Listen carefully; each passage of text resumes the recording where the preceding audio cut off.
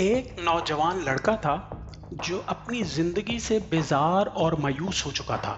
वो हर वक्त गमगीन और उदास रहता था और वो अपनी जिंदगी से इस कदर नाउम्मीद हो चुका था कि उसे लगता था कि उसके पास जीने की अब कोई वजह नहीं है। इसकी जिंदगी गमों और परेशानियों से भर चुकी है और अब जिंदगी में कोई आस उम्मीद और खुशी बाकी नहीं रही। एक दिन वो बाबा जी के पास आया और अपनी दुखों से भरी जिंदगी की कहानी सुनाने लगा।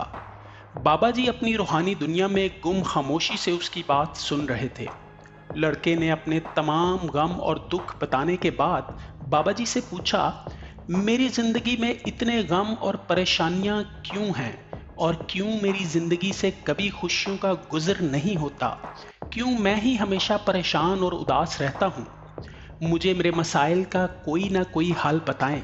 किस तरह मेरी ज़िंदगी में खुशियां आ सकती हैं और किस तरह मैं मुतमिन और बेफिक्र ज़िंदगी गुजार सकता हूं? ये पूछते हुए लड़का खामोश हो गया और बाबा जी के जवाब का इंतज़ार करने लगा। बाबा जी काफ़ी देर खामोश रहने के बाद बोले, नौजवान, अपने इर्द गिर्द नज़र दौड़ाओ और गौर से देखो और बताओ कि इस कमरे में कितनी चीज़ों का रंग लाल है। नौजवान ने हैरत से बाबा जी की तरफ देखा और दिल ही दिल में सोचने लगा कि मैं यहाँ अपने मसाइल का हल जानने के लिए आया हूँ और बाबा जी मुझसे क्या सवाल पूछ रहे हैं। खैर, मायूसी के आलम में उसने इर्द गिर्द नज़र दौड़ाई और बगौर मुशाहिदे के बाद बोला, बाबा जी, चार चादर, सेब, जूता और ये बर्तन, इन चार चीज़ों का रंग लाल है। बाबा जी मुस्कुराए और फिर बोले कि अब बगैर कहीं देखे हुए ये बताओ कि इस कमरे में कितनी चीज़ों का रंग सब्ज़ है। नौजवान ताज्जुब से पूछने लगा कि बाबा जी, बगैर देखे मैं कैसे बता सकता हूँ कि कितनी चीज़ों का रंग सब्ज़ है? बाबा जी बोले कि क्यों नहीं बता सकते? जब तुमने सुर्ख रंग को नोटिस किया था तो क्या दूसरे रंगों को नोटिस नहीं किया? नौजवान बोला, जी नहीं, क्योंकि मेरा फोकस सिर्फ सुर्ख रंग पर था। बाबा जी ने ये सुना और मुस्कुरा दिए, यही तुम्हारे तमाम सवालों का जवाब है। हमारी जिंदगी भी ऐसी ही है। तुम वही कुछ हासिल करते हो जिसकी तुम्हें तलाश होती है या जिस पर तुम्हारा फोकस होता है। जब तुम कमरे में सुर्ख रंग तलाश कर रहे थे तो और भी बहुत सी चीजें थीं जिनका रंग सब्ज था, लेकिन तुम्हारा इतना ध्यान था सुर्ख रंग की तरफ कि तुमने कोई और रंग नोटिस नहीं किया।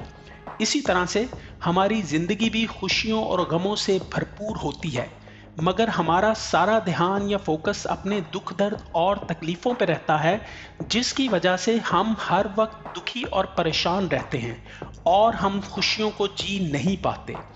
खुशी और गम सिक्के के दो रुख होते हैं। अगर खुशी नहीं होगी तो फिर जिंदगी में गम भी नहीं होंगे, और इसी तरह अगर जिंदगी में गम नहीं होंगे तो खुशियों का तसव्वुर भी मान पड़ जाएगा। इसलिए तुम्हें अपनी जिंदगी के नुक्ताए नजर को बदलने की जरूरत है। तुम्हें उस चीज पे फोकस करने की जरूरत है जिसे तुम हासिल करना चाहते हो। अपनी जिंदगी में खुशी के लम्हात को तलाश करो, और अगर तुम्हारा फोकस गमों की बजाय खुशियां तलाश करने पे होगा तो तुम यकीनन खुशी महसूस करनी शुरू कर दोगे और आहिस्ता आहिस्ता जिंदगी खुशियों से भरती जाएगी। और खुशी को हमेशा अपने अंदर तलाश करना शुरू करो। जिस तरह उदास और गमगीन रहने के लिए तुम्हारे पास बहुत से जवाब हैं, इसी तरह खुश रहने के लिए भी लाखों वजूहात हैं। सिर्फ ज़रूरत है तो उसे तलाश करने की। जी हाँ, ये थी बाबा जी की छोटी सी कहानी जो आपको खुश रहने और खुशियों को ढूंढने में मदद देगी। तो खुश रहिए, खुशियाँ ढूंढिए और खुशियों को आगे फैलाइए। अगर आपको बाबा जी की बातें पसंद हैं तो प्लीज़ हमारे चैनल को सब्सक्राइब कीजिए, लाइक और शेयर कीजिए और किसी की ज़िंदगी बदलने में अहम किरदार अदा कीजिए। Thank you.